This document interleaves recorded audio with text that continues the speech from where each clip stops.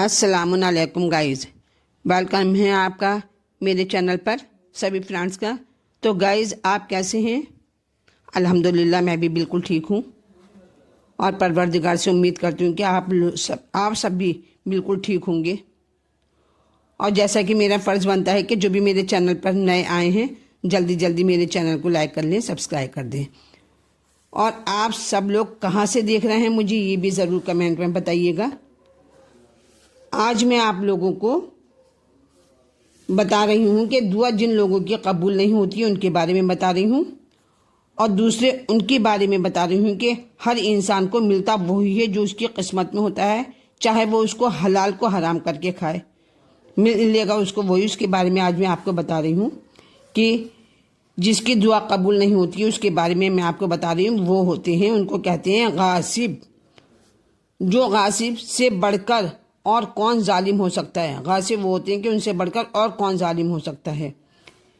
फ़िक़ह का मसला है कि अगर मालिक को मालूम हो जाए, मतलब जिसकी कपड़े दर्जी के यहाँ से सिल के आए हैं, अगर उस इंसान को पता हो जाए कि दर्जी ने मेरी कमीज़ में 2 गज धागा किसी दूसरे का गज़ब करके लगाया है, तो उस कमीज़ को पहनकर नमाज पढ़ना दुरुस्त नहीं है। उस कमीज़ को पहनकर, उन कपड़ों को पहनकर नमाज नहीं हो सकती है। अगर थोड़ा भी पता चल जाए कि उसमें शक हो कि किसी दूसरे का धागा लगाया है। अगर तुम्हारे वज़ू का पानी बहकर किसी ऐसे आदमी की ज़मीन में चला जाए, मलकियत में जाता है, और वो इस पर राज़ी नहीं है, तो वो वज़ू भी दुरुस्त नहीं होगा। ऐसे वज़ू से नमाज पढ़ने में शक होता है। और फ़क़ीहान दीन फरमाते हैं कि अगर एक आदमी हलाल रिज़्क़ मुहैया करके हज पर जाता है, अपना पैसा जो बहुत मेहनत से कमाया है उस शख्स ने, और वो अपने मेहनत से पैसा कमाकर खर्च करके हाजी का लिबास हज करने के लिए आता है, उसका जबकि लिबास भी पाक है और सफ़र भी बेखतर है और अरकान हज भी बिल्कुल सही हैं, सही तरीक़े से बजा रहे हैं अरकान जो हैं, और जो माल हज पर खर्च किया है वो भी तो उसने अपने गाढ़े खून पसीने की कमाई का खर्च किया है, मगर उससे खुम्स नहीं निकाला गया। जो इतनी मेहनत से पैसा कमाया, अगर उससे खुम्स का पैसा नहीं निकाला गया तो इसलिए लिहाजा हज दुरुस्त नहीं होगा, वो जायज़ हज नहीं है, क्योंकि माल ऐसा पाक नहीं था जैसा कि पाक करने का हक़ होता है। जिस माल से खुम्स ना निकाला जाए उसे चाहे कितनी ही दयानतदारी से, कितनी मेहनत से क्यों ना कमाया हो, वो पाक और हलाल नहीं होता है ऐसा पैसा। और अगर एक आदमी के गासिब की दुआ कबूल नहीं होती तो खुम्स में तो 6 हस्तियों का हक़ है। खुम्स में 6 हस्तियों का हक़ है। इसकी दुआ भी कैसे कबूल हो जाएगी, क्योंकि खुम्स के हकदार 6 लोग हैं। एक तो खुदा की राह में उस पैसों को खर्च किया जाता है खुम्स में।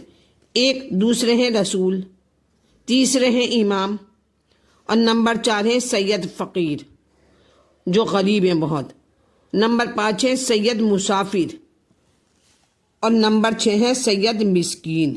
सैयदों का हक़ ज़्यादा है। और खुम्स अदा न करने वाले के गिरीबान में तो क़यामत को 6 हस्तियों का हाथ होगा। अस्तग़फिरुल्लाह रब्बी व अतूबु इलैह। तो इन 5 किस्म के लोगों का ईमान और एतक़ाद कितना ही बुलंद के ना हो, उनकी दुआ कबूल नहीं होगी। और मासूम फरमाते हैं कि दौलत कमाने की गर्ज से हद से ज़्यादा तजावुज़ ना करो, कहीं क़यामत के दिन यही तुम्हारी दौलत जो है ये तुम्हारे लिए वबाल ना बन जाए। तो मुसलमानों, हर बशर को मिलता तो वही है जो उसका मक़सूम है, और चाहे उसको हलाल रोज़ी को चाहे हराम करके इंसान कर लेता है। हलाल रोज़ी को हलाल और हराम इंसान खुद कर लेता है। एक रिवायत में आपको बता रही हूँ इसके बारे में कि एक रिवायत में है कि एक मर्तबा अमीर अलैहिस्सलाम घोड़े पर सवार कहीं तशरीफ़ ले जा रहे थे कि रास्ते में नमाज का वक्त हो गया। हज़रत अमीर की नमाज का وقت ہو گئے راستے میں، تو آپ نے ایک مقام پر ایک آدمی کے سپرد گھوڑا کر کے نماز ادا کرنا شروع کر دی اور 2 درہم جیب سے نکال کر رکھ دیے کہ اس کی یہ محنت کر رہا ہے، اس کے 2 درہم اس کو دے دیے جائیں گے۔ تو انہوں نے نکال کر وہ باہر رکھ لیے 2 درہم کہ جس نے میرا گھوڑا سنبھال رکھا ہے، جو میرے گھوڑے کو سنبھالے ہوئے ہے، اسے اجرت کے طور پر ادا کر دوں گا ان پیسوں کو، 2 پیسوں کو۔ ادھر گھوڑا پکڑنے والے نے سوچا کہ کیوں نہ میں خواہ مخواہ گھوڑے کی حفاظت کر رہا ہوں۔ اس نے گھوڑا باندھ دیا دوسری جگہ، گھوڑے کو باندھ کر اور اس کی کاٹھی یعنی زین اتار کر بازار میں 2 درہم کو بیچ کر بھاگ گیا۔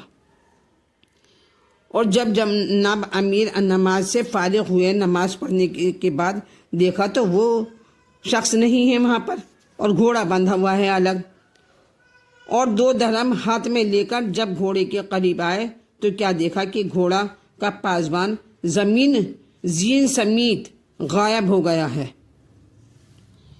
تو آپ نے کیا کیا؟ آپ نے 2 درہم ہاتھ میں لیے اور بازار میں تشریف لائے اور ایک دکان سے زین خریدنا چاہی کہ دکاندار نے عرض کی کہ ابھی ایک آدمی 2 درہم کو یہ زین فروخت کر گیا ہے، آپ 2 درہم دے کر یہ زین خرید لیں تو زیادہ بہتر ہے۔ تو حضور نے 2 درہم دکاندار کو دے کر وہی زین لے لی اور فرمایا کہ لوگوں، اس کی قسمت میں 2 درہم ہی لکھے تھے، اگر چند لمحہ صبر کرتا تو حلال کے مل جاتے، مگر اس نے تو حرام خود کر لیے ہیں ان 2 پیسوں کو۔ بس رزق وہی ملتا ہے جو قدرت نے لکھ دیا ہے، جو قدرت نے مقسوم کر دیا ہے، تو حلال حرام کرنے میں ہم خود اس بات کے مختار ہیں۔ جو بھی میری ویڈیو دیکھ رہے ہیں، میرے چینل پہ ہیں، وہ میرے چینل کو لائک کریں، سبسکرائب کریں، شیئر کریں۔ Thank you.